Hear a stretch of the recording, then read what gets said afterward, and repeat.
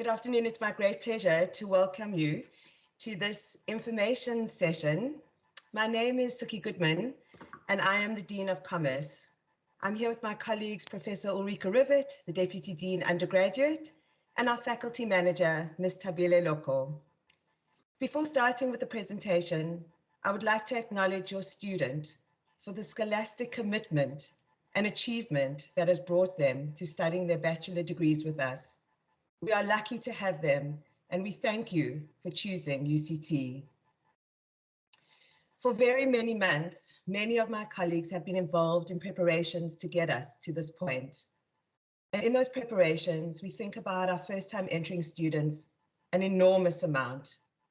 Much of this thinking and planning is around facilitating their transition from one massive life chapter into another. The university chapter and the choice of degree defines so much of who the student is going to be into their early adulthood. We provide the infrastructure, but ultimately the direction of their future is in their hands. The presentation today is designed to give you a tangible feel for who we are and how we think about and work with your student. It aims to introduce you to the nature of university life in our faculty, but also to give you a more general sense of what your student is about to experience. I sincerely hope that it achieves this objectives. We welcome your questions, your comments, your observations and reflections, and will respond to those captured in the chat, but we also encourage real-time questions after the formal presentation. Let me start by sharing our faculty vision. We aspire to live this vision in how we develop our academic programs and engage with and treat our students. Before I share the core aspects of the undergraduate experience, I thought I could remind you why commerce at UCT is an excellent choice. From the data that we collect on a regular basis, we know that our students are regularly top performers in the professional exams. In professional exams, for example, the National Chartered Accountant exams or ASSA examination for actuaries, the HPCSA board examinations for industrial psychologists. Our students are high in demand with recruiters. We house a number of dynamic research units of which we are really proud, and a lot of the research that takes place in those spaces filters into our teaching and learning environment. We have well-established international links, and we recruit teaching staff with high technical and educational skills and prowess. We encourage our teaching staff to engage in professional development activities to remain relevant. They author textbooks used across the country, and many are closely aligned with policy making in their respective fields. I think we distinguish ourselves by the quality of teaching staff that make up our ranks, experts in their specific fields of interests. They have chosen to be academics for a variety of diverse reasons, but each and every one of them is invested in their science and their craft and cares deeply about the students for whom they are responsible for educating. I must also mention that we have a world-class standout academic development program staffed with some of the best teachers in our faculty. The AD program is designed to provide additional supports to the students that need it. So let me move on then to the undergraduate experience. And I've tried to summarize this experience in a process diagram with inputs, throughputs or process and outcomes. And I'd like to really start with the outcomes, the endpoint that we hope to achieve in our undergraduate experience. So over and above the formal qualification your student will attain, we aim to develop a core set of graduate attributes that will stand them in good stead for the many chapters that follow this one.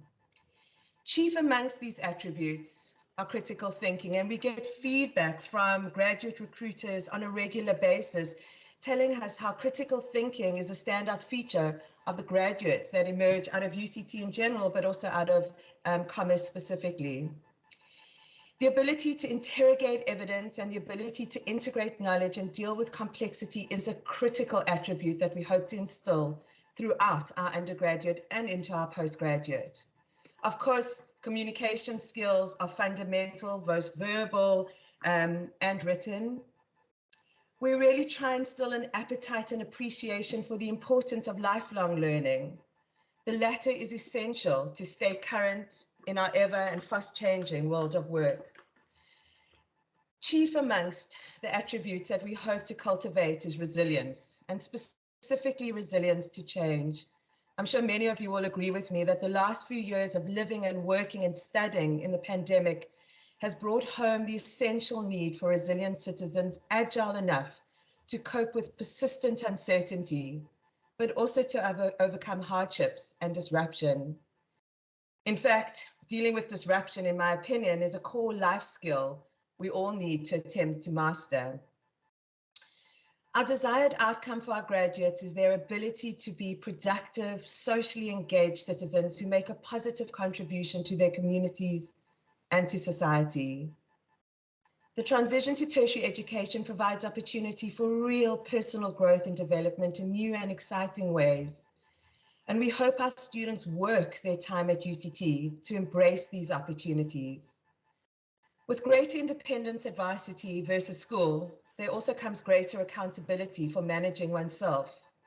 And we hope our students will be open and willing to embrace these learnings and growth opportunities when presented, to meet new people, be open to new and sometimes conflicting ideas, ideologies, and to experiment with new ways of being and knowing. So if these are the outcomes, then let us talk a little bit about the inputs and the internal organization of our learning microclimate that hopefully kind of influences and brings the student to the point of our outcomes. And I really want to focus here on the core function of teaching and learning. Our academic staff are widely acknowledged as excellent educators, and across the departments, they are using new technologies and techniques to constantly improve the delivery of teaching in the context of the constraints in which we find ourselves. After 2 years of mostly physically distanced learning, in 2022, we are moving back into more of the residential university life and experience. While we have learned a tremendous amount over the last 2 years through our emergency pivot to physically distanced learning, the class of 2022 will see a significant shift in the amount of face-to-face encounters they have with UCT staff. I hope that you can appreciate how complex this endeavor is in moving our students back face-to-face, just given our vast student numbers, and in commerce, our student numbers are high. And also we have to do this while negotiating the non-negotiable need to put safety first. And we take that extremely seriously. So our student engagements happen both inside and outside of the classroom. We use our learning management platform, currently called Vula, as the primary mechanism to interact with our students. Some of you may have had exposure to Vula as your student worked through their orientation program, a program we're really proud of. UCT has always distinguished itself as a high-touch university.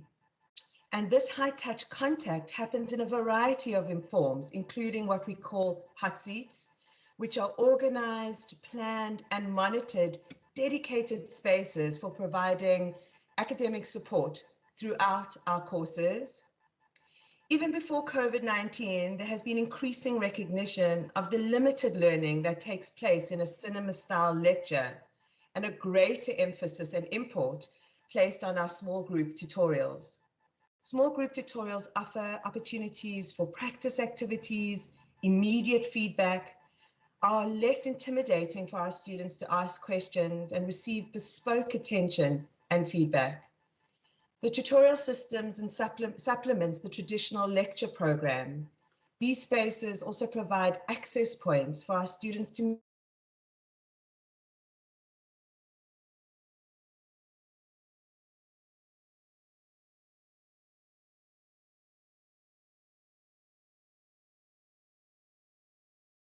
thoughts, which I will elaborate on shortly. So we have thought about the end game or the outcomes we hope to achieve, and I've briefly outlined the inputs that are required to get us there. This brings me to the process or the vehicle mechanism through which we hope to achieve our intended outcomes. Here, my focus is on support, the role we all play in assisting students manage the transition from school to university. And there are three key stakeholders in this relationship. So let me start with the primary stakeholder, which of course is us in the academic faculty, and what it is that we do to try support our students. So there is a comprehensive support system built into our teaching and learning approach, especially in the first year. And I appeal to you, if you have any clout with your post-teen, please encourage them to read our communiques diligently. We communicate a lot in the hope that this communication assists with the transition. Our faculty is made up of dedicated, responsive, and caring staff. And our major access point to supporting our students is through the ranks of both our PAS and academic staff, whose doors are generally open to student queries. We have very strong relationships with the other faculties because we know that many of our degrees are contingent with your student doing courses across a variety of faculties. And we work hard at fortifying those relationships so that there's synergies in how we engage with our commerce students. We plan continual assessments so that we can continually monitor the progress of our students with a real emphasis with ensuring that no student is left behind. In addition to the academic supports, we also have excellent advising and referral services through a dedicated Commerce Cares hotline for when students are feeling distressed or have concerns that they're not receiving sufficient attention on. And UCT in general has an excellent student wellness service that is accessible,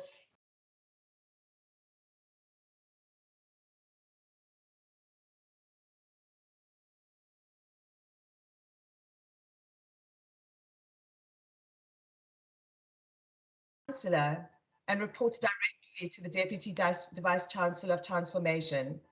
It provides institutional responses to issues of transformation, sexual and gender-based violence. It concerns itself with supporting students with disability and helps navigate the massive cultural change that we at UCT are undergoing. And lastly, from our side, we have at the first year what we refer to as our first term toolkit and a fantastic intervention we call Discover Commerce, which provides online tools and mechanisms to try get students to acclimatize to our environment and specifically the commerce faculty environment. So then I think it's helpful to move on to talk a little bit about what you as parents or guardians can do. And I think from our perspective, it's really helpful if you recognize that this is a milestone and a significant transition, and you help to empower your student to take responsibility for how they manage themselves in our space. If it's possible to create a learning conducive environment, that is often really helpful to help cultivate independence while at the same time offering support. And I think what is really important for us to try and communicate in a way that is helpful to you is that we're interested in your interest in your students, but our relationship is first and foremost with your student, with our student. Our social contract is with them. So we really encourage them to engage with us directly. And really, if at the end of the day, they're not finding joy with us and you feel compelled to intervene, we will certainly also engage with you.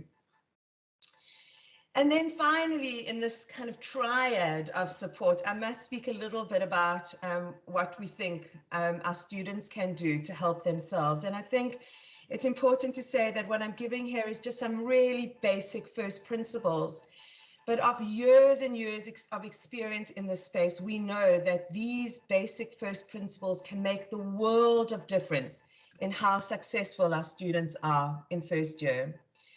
And I think I'm going to start off with the idea of building networks and connections. University life is a shift from the kind of insular microcosm of school. And so building networks and connecting with students in tutorials and in respective majors and programs is often a great comfort to students, and it helps negate some of the loneliness of navigating this new, foreign, enormous, complex system. So really maximizing the opportunities that are presented to become part of our community. The second critical principle is to be engaged, and I can't overemphasize how important this is. And the reason I think we must talk about it is because within this transition from school to varsity and this kind of newfound independence, we know that, you know, first year students, for first year is not all about the academic. It's also about, you know, the joy or kind of, you know, newfound freedom. But we really appeal to our students to become engaged, to prioritize this investment that they've made. And what we mean by that is attend lectures and attend tutorials. A lot of these at the undergraduate are voluntary. So it's on the student to attend. And we don't check off on a register in all of our courses because we're dealing with young adults.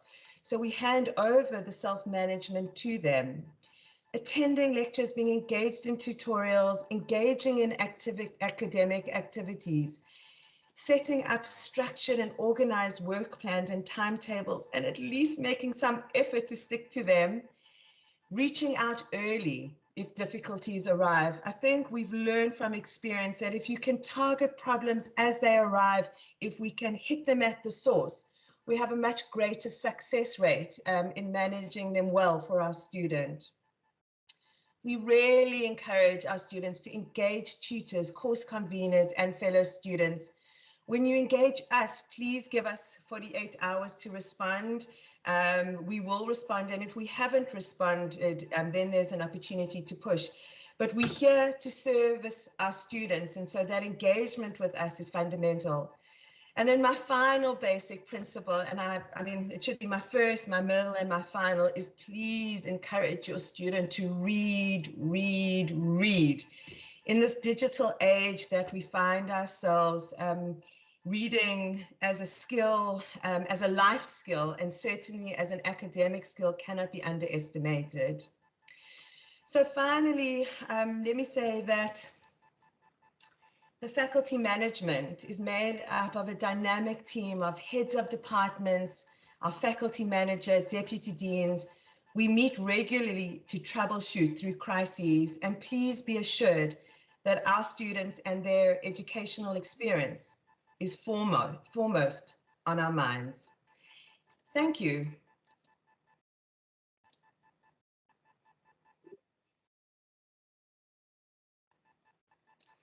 I'll now hand over to my colleagues to assist me with answering some of your questions and comments. Thank you, Suki. Good afternoon, everyone. My name is Ulrike Rivet, and I am the Deputy Dean for undergraduate students in our faculty. So I have the great honor to be responsible and also respond to students and specifically also your children as they come and join UCT and the commerce faculty. I am also a professor in information systems, so I'm part of the staff in the university with regards to teaching and also research. So the role of a deputy dean entails still to be part of the core group of staff in the university as well.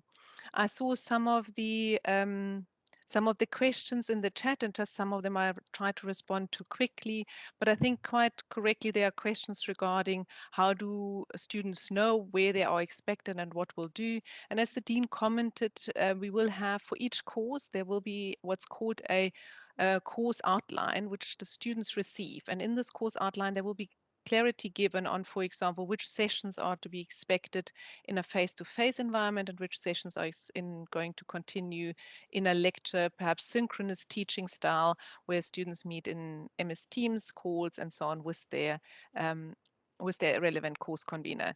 What is really important is that we have tried to assess over the last 2 years where the core knowledge gaps exist. And that was really also identifying that students need to come particularly to practicals and tutorial sessions. So they will be split into groups in most courses, and we will have, for some courses, a rotational setup to get students to come onto campus so that they can really engage around the deep learning and the practicing of concepts and so on. Whilst we probably leave the big lectures, we will leave in an online space. But rest assured, you will be all given, the students will be given a course outline, and they will be made very clear when they are to be on campus. What you do need to recognize is that many of our students do different courses. So therefore, there will be different, for different students, there will be different requirements. So it's very important to recognize and perhaps also to reassure your student that they cannot necessarily assume that what their friend is what they're going to do. So it's really important to pay close attention to the details we send to everyone so that it's very clear that they have often a very individualized setup.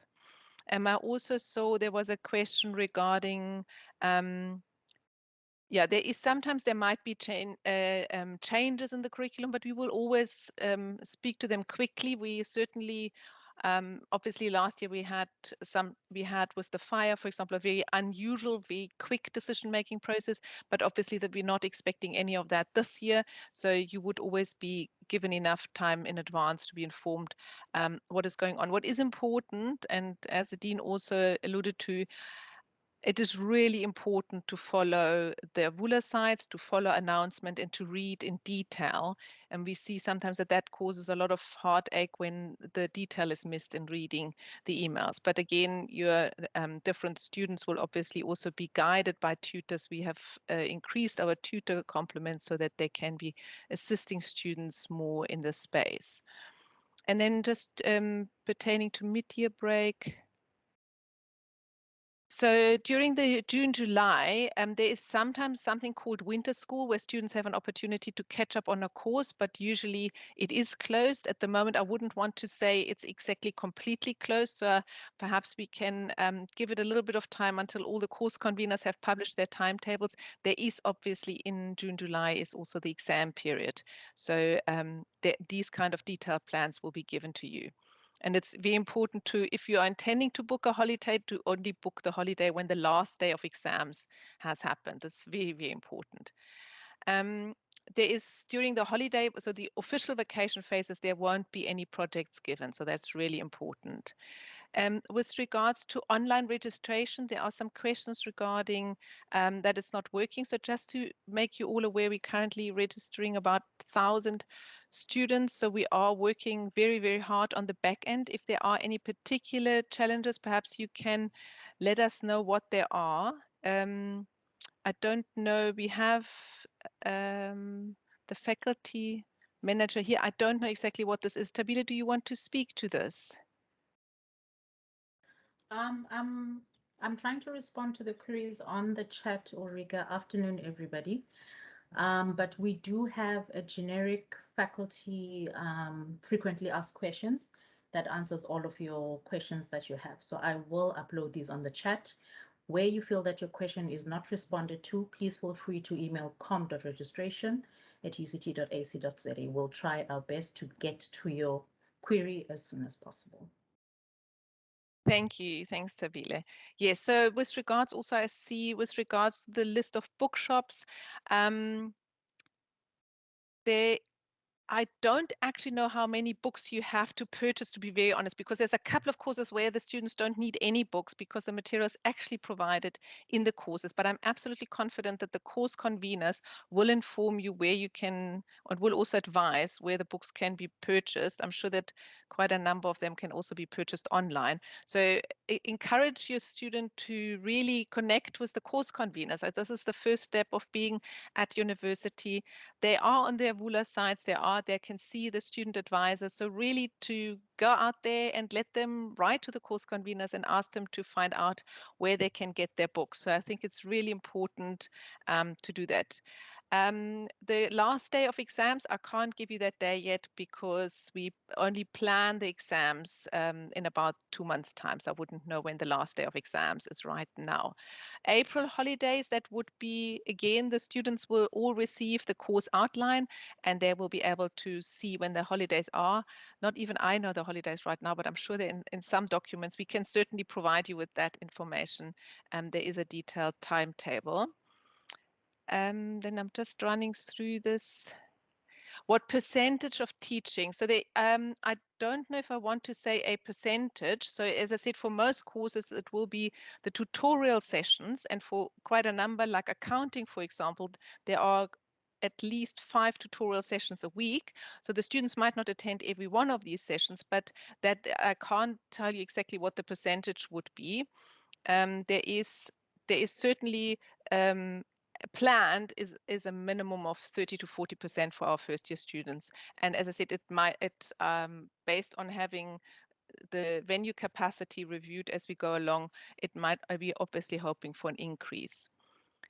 The campus registration, there was a face-to-face component through meetings and so on, but the actual uploading of documentation is all in an online space. I hope that responds to the question of Lisa. And then no, so if there's a very interesting question regarding if students are not available for on-site sessions, the sessions won't then necessarily be provided virtually because if they're specifically not, if they're tutorial. So tutorials are really engagement sessions, so they won't be recorded, as the purpose of these sessions is really to be engaged in a live environment. So that the students grapple with the concept. So I do think that students need to make themselves available so that what we're really looking forward to is that the students manage to cope with the material a lot better in the know in this new setting. Yes, thank you. Stellenbosch has been very busy and very similar. We have had many online and interactive orientation sessions. And I don't know if you saw, but actually our Commons orientation leaders have just invited all first year students to a really cool event. So I hope that your students will sign up for that. There is an amazing race planned for the weekend. So hopefully some of your children have time to take part in that. The fee structures, they are definitely available in our fee booklet. If you have any queries regarding that, please connect with the fees office directly. If you can't find that information, you're welcome to write an email to myself or to somebody in the registration team so that we can advise you where you can find the fees booklet. The process of switching from commerce to health sciences, so that process entails that that the student has to apply to the health science faculty, and that usually has to happen at the end of the first year, and you then have to respond. The faculty of health sciences will then make a decision if they accept the student in the following year. There is a hand up. You're very welcome to talk. If somebody has a question, I saw the hand and then the hand went down. Um, Retha.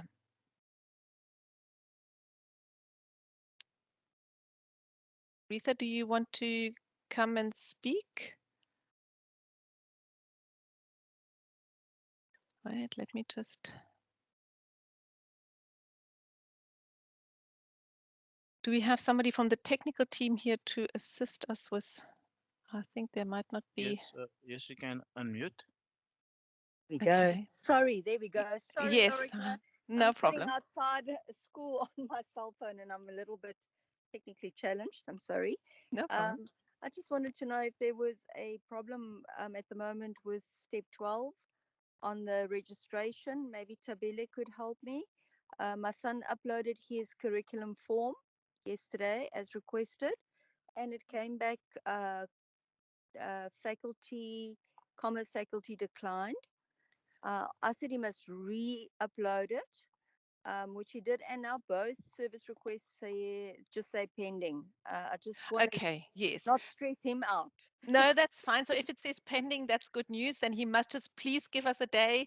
I'm sure it will even be faster. We're basically just processing that request at the moment. So most certainly, so pending is a good sign. Okay, If thank you. that So calms so him down. If he is concerned, he can also write to us. But at the moment, rather than writing, because we are coping with many emails, if he I can can give imagine. us till tomorrow, that would be fantastic. Thank you. Perfect. And the fact that it said declined the first time round, that would not That's be a fine. problem? That has all Is been, that no, that's not a problem. That not a would have problem? just been, yeah. So if it's pending now, that's the perfect status. Thank you. Thank you. Thanks for that answer. And there was If I can just add, Ulrika, on that step 12, it's important to please make sure that you have chosen your specialization. So in some instances, the student may not have chosen that they want to specialize in information systems or analytics. So if you have chosen your specialization and you're still having issues with step 12, then please contact us. But if you have not chosen your specialization, go back to the Discover Commerce Vula site and follow the path on how to choose your specialization. Would Tabile, would that be just in the, say, BCom economics and law, or would it have to be on your actual form? So the actual form must indicate the specialization you've chosen. In orientation, the students would have been informed of the process they must follow to choose a specialization, that being the BCom economics with law. They answer the quiz that they're given, which leads them to that specialization. We capture it on system, then they are unlocked for step 12. So if they haven't done that orientation step on the Vula orientation site, then they're going to be stuck on step 12 when they're trying to register. Okay, I will ask him if he's done that. Thank you very much. There's, yeah, and also perhaps Rita and for the rest of the people in the room, there is that video. There were a couple of sessions with Alison Meadows where she Yes, explained that. So if he can go back to one of these sessions, and the videos are available on the Vula announcement, and just check that last space where she actually explains that. So he just needs to listen to the last, I don't know, 15 minutes, and there it's explained exactly. choose a specialization, or Yeah, how to they choose must a. choose the specialization, and then we will be able to unlock step 12. And if he can't come right, then he must just connect with us. Perfect. Thank you And very much. Tabila has just put the link to the site into the chat here as well. Thank you. Thanks No so problem. much. Thank you. And then we have Imameleng.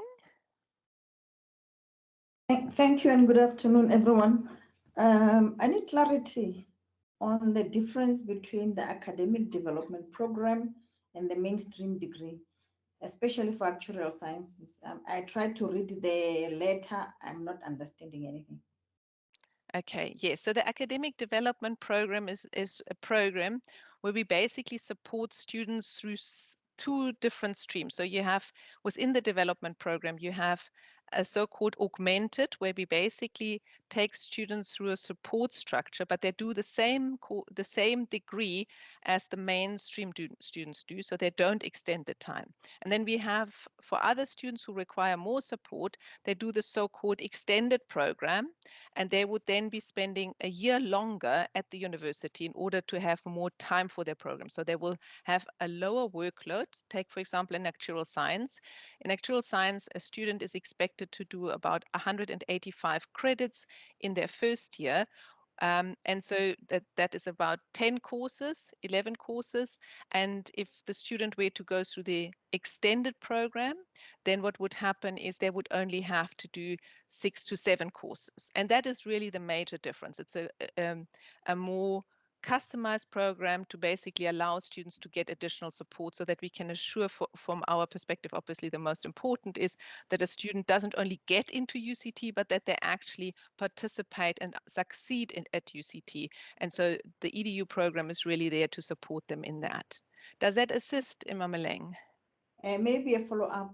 Yes, sure. In a typical case, for example, of a 4-year actuarial science degree with the ADP, practically, how does the ADP support that? Practically, So what happens? So they would, for example, do different courses that take long, that give the student more time to cover the material. So they wouldn't do this, they wouldn't be required to do everything at the same speed as the mainstream course would do. And therefore we see a higher success rate in the throughput. Okay, so for example, then it means the 4-year business science actuarial degree, they will still complete in the 4 years, but If they they're are just true, getting additional support. yes, so if they do the extended program, they would do it in 5 years. If they're doing the normal program, they will still continue with ADP in the 4 years. So there's two different programs in the ADP. The one is 4 years and the other one is 5 years.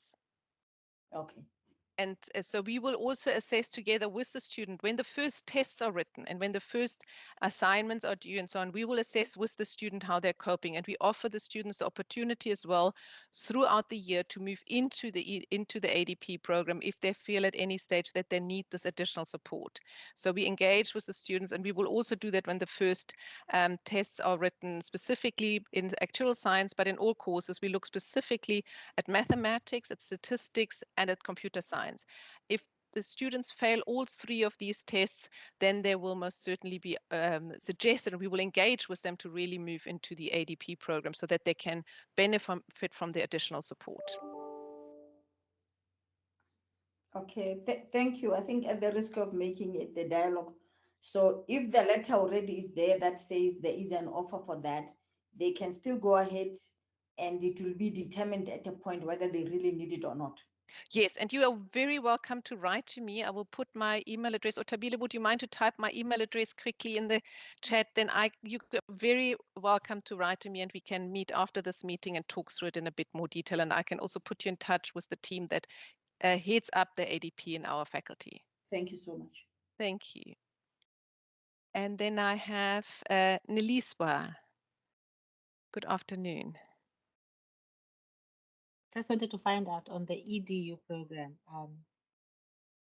do the children get, tutoring support outside of the normal classes? So they have a very intensive and I think a very good program where they have additional tutors. They also all get mentors, so they get put into groups where they will have a mentorship. They will engage in these groups regularly, and it's probably one of the most successful projects we have is exactly the mentorship. So they will most certainly get additional support, and that's also why we offer the program after when we have had the chance to assess students within the context of the university, because what's for us, our first assessment is obviously the matric and the NBTs, but we really get to know the students within the first 2-3 months, and then we also offer the opportunity to students across the whole mainstream cohort to say if they need additional support, they can then move. So there's most certainly more time, which is a key component, a lower workload, and additional support, and that's why we can see the substantive difference in throughput in that group. I hope that answers your question. Thank you. Fantastic. I don't know, Suki, if you want to say anything else. Otherwise, it feels as if I'm holding this space. I mean, perhaps maybe I can just say that we really appreciate your questions. And I think that maybe just to allay some of the concerns, to say that, I mean, this is kind of one of the busiest moments in our academic calendar, just navigating through the student numbers. But if you are concerned about anything, if you have got queries that you feel our communiques haven't addressed, please do write to us. Either we will refer you to kind of a frequently asked questions or engage with you directly, but we're really keen as much as possible to make this information clear from the outset, because we know that it helps navigate the complexity going forward. So we invite you to continue asking these questions either in this session, or if there's anything that's unclear, please communicate with us. It is, we're here to make this as seamless a transition as possible, and also just to acknowledge that because of the online kind of reality, that we have experienced glitches, and hopefully as we navigate further, those will become less and less frequent. Perhaps I can come in with regards to the parking question. So before COVID, the question regarding parking was no parking for first years on campus. I don't know right now, to be very honest with you, Giselle, I wouldn't know what the ruling is now. We haven't had any students who wanted to park on campus for some time. So I really wouldn't know. I think this is a very, very good question. As I said, usually what would happen is that students would park further away and then take our shuttle services, and that's really been the ruling for the years. But it's not been something I actually don't, very honest, I have no answer to this. But I think what we must do is make a note of it, and we will certainly put something on the Discover Commerce so that we can respond to it. Tabile, do you know the answer? No, but I did put the link to campus parking on the chat. There are contact details there for those students who would like to find out, and we will also find out and make the information available. But there is definitions of the different parkings that exist under normal conditions, and I think you can also take the time to ask how parking works right now on campus. Fantastic. Thank you. I didn't see that. Yeah. And then there is this question about the mandatory vaccination. So I think what's important to recognize is that that decision isn't yet made. So I think that decision is still under review within the council of the university. So at the moment, it's basic. There is no answer. There is no yes or no, no straight answer on that. I don't know, Suki, if you have any more information. No, I think that that is correct. Like all massive organizations with gazillion layers of bureaucracy, any kind of intervention of the scale with the legal ramifications have to be vetted. So it is in play, but certainly at the moment there is no there are no specific. It hasn't been implemented, and certainly any information around this sensitive area will be communicated upfront on the UCT news pages. And maybe when I'm saying that, I could also say that UCT communicates really frequently on its website, and it's a really helpful source of information.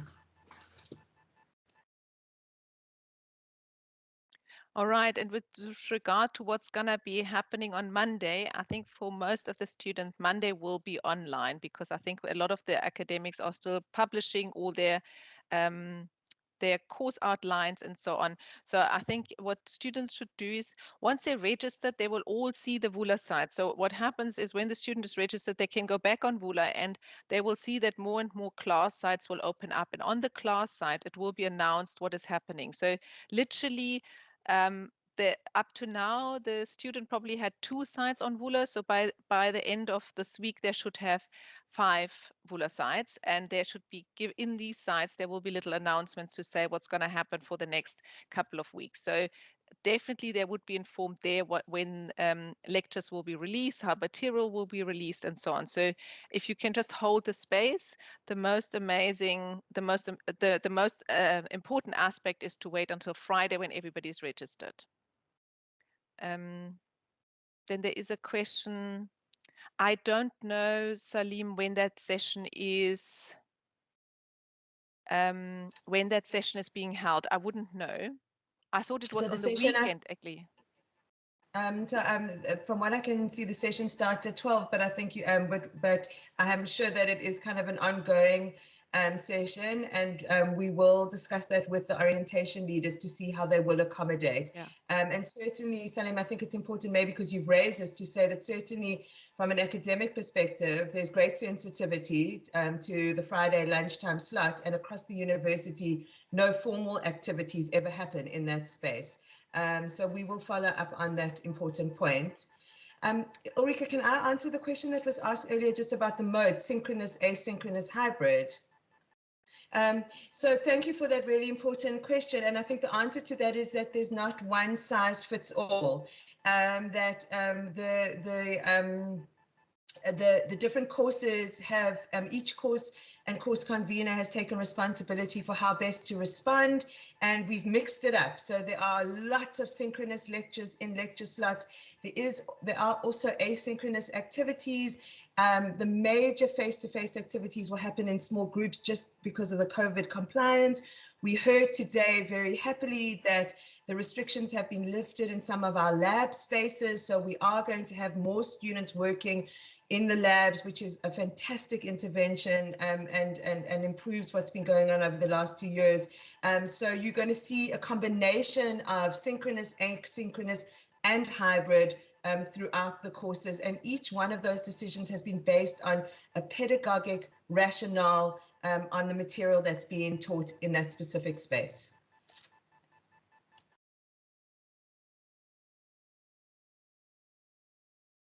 Yeah, just to also reassure everyone that for most of the students, they will start getting their information by Friday. So again, encourage them to go onto the Vula sites. On the Vula site, each of the classes will basically, each of the courses will pop up as a little individual tab, and that's where they will find all the information. And there will also be instructions on how to go about putting their names down for different tutorial slots and so on. So that's definitely that should become clearer as we go along. And then there is one question.